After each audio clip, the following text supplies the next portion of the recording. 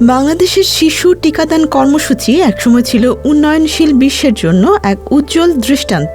দীর্ঘ কয়েক দশক ধরে সম্প্রসারিত টিকাদান কর্মসূচি বা ইপিআই এর মাধ্যমে দেশটি হাম, পোলিও, ডিপথেরিয়া, নিউমোনিয়ার মতো প্রাণঘাতী রোগের বিরুদ্ধে শক্তিশালী প্রতিরোধ ব্যবস্থা গড়ে তোলে। 2017 থেকে 2023 সাল পর্যন্ত সময়টাতে নিয়মিত টিকাদানের কভারেজ প্রায়শই 90% উপরে ছিল। এমনকি কোনো কোনো বছরে প্রশাসনিক হিসেবে তার শতভাগও ছাড়িয়ে যায়। 2024 সালেও এই হার 86% উপরে ছিল, যা জনস্বাস্থ্যবিদদের ভাষায় হার্ড ইমিউনিটি বজায় রাখার জন্য যথেষ্ট শক্তিশালী অবস্থান। এই ধারাবাহিক সাফল্যের পেছনে ছিল সরকার, আন্তর্জাতিক অংশীদার ও মাঠ পর্যায়ে স্বাস্থ্যকর্মীদের সমন্বিত কাজ, যেখানে ইউনিসেফ ও গ্যাভির মতো সংস্থার সহায়তাও গুরুত্বপূর্ণ ভূমিকা রেখেছে।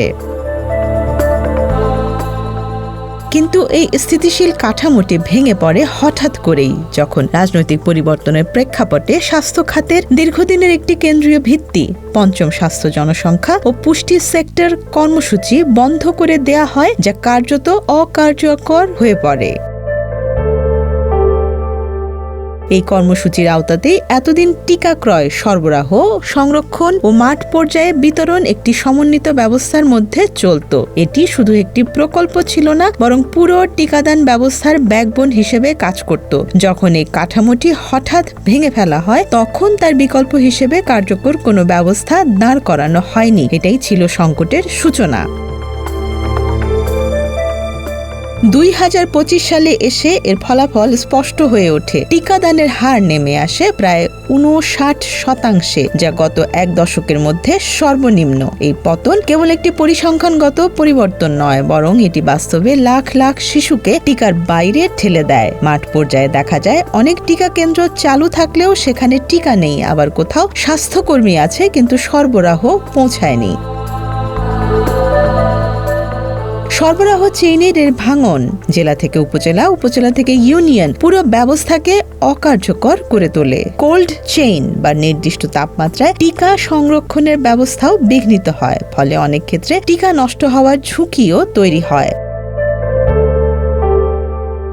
এই পরিস্থিতির সরাসরি প্রভাব পড়ে সংক্রামক রোগের উপর, বিশেষ করে হামের মতো অত্যন্ত সংক্রামক রোগে। হাম এমন একটি রোগ যেখানে একজন আক্রান্ত শিশু গড়ে 15 থেকে 18 জনকে সংক্রমিত করতে পারে। ফলে টিকাদানের কভারেজ 90% নিচে নামলেই সমাজের সুরক্ষা বলয় ভেঙে যায়। বাংলাদেশে ঠিক সেটিই ঘটেছে। কয়েক বছরের মধ্যে জমে থাকা মিসড চাইল্ড, অর্থাৎ যারা নির্ধারিত সময়ে টিকা পায়নি, তারা একত্রে একটি বড় ঝুঁকিপূর্ণ জনগোষ্ঠীতে পরিণত হয়। এর সঙ্গে যুক্ত হয় অপুষ্টি, শহুরে ঘনবসতি, স্বাস্থ্যসেবার বৈষম্য এবং কোভিড পরবর্তী স্বাস্থ্য ব্যবস্থার দুর্বলতা। সব মিলিয়ে হামের প্রাদুর্ভাব দ্রুত বাড়তে শুরু করে। বিভিন্ন সংগঠন ও গোষ্ঠী এই মৃত্যুগুলোর জন্য দায় নির্ধারণ করে দ্রুত বিচার চাচ্ছে, যা জনমনে ক্ষোভের প্রতিফলন। এখন প্রশ্ন আসে, এই পরিস্থিতির দায় কার? এই প্রশ্নে স্বভাবতই নাম এসেছে ডক্টর মোহাম্মদ ইউনূসের নেতৃত্বাধীন অন্তর্বর্তী সরকারের ওপর এবং তৎকালীন স্বাস্থ্য উপদেষ্টার ওপর। সমালোচকদের দাবি, নীতিগত সিদ্ধান্তে তাড়াহুড়ো, পরিকল্পনার অভাব এবং প্রশাসনিক অদক্ষতা এই সংকটকে ডেকে এনেছে। বিশেষ করে সেক্টর প্রোগ্রাম বন্ধ করার আগে কোনো এক্সিট প্ল্যান না থাকা, নতুন প্রকল্প অনুমোদনে বিলম্ব এবং অর্থ ছাড়ের জটিলতা, এসবকে তারা সরাসরি নীতিগত ব্যর্থতা হিসেবে দেখছেন। তাদের যুক্তি, একটি দীর্ঘদিনের কার্যকর জনস্বাস্থ্য কাঠামো ভেঙে ফেলার আগে বিকল্প ব্যবস্থা নিশ্চিত করা রাষ্ট্রের দায়িত্ব ছিল, যা করা হয়নি। বাংলাদেশের টিকাদান কর্মসূচি যে শক্ত ভিত্তি একসময় গড়ে উঠেছিল, তা হঠাৎ করে দুর্বল হয়ে পড়েছে মূলত নীতিগত অস্থিরতা ও বাস্তবায়ন সংকটের কারণে। এই ব্যর্থতার দায় এড়ানোর সুযোগ কারও নেই। নীতি নির্ধারক, প্রশাসন, এমনকি সামগ্রিক স্বাস্থ্য ব্যবস্থাও এর অংশ।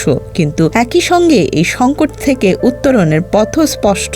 দ্রুত টিকাদান কভারেজ 90% উপরে ফিরিয়ে আনা, সরবরাহ ব্যবস্থা পুনর্গঠন, মিসড চাইল্ডদের নিশ্চিত করা এবং জনস্বাস্থ্য ব্যবস্থা আবার স্থিতিশীল করাই এখন প্রধান লক্ষ্য হওয়া উচিত।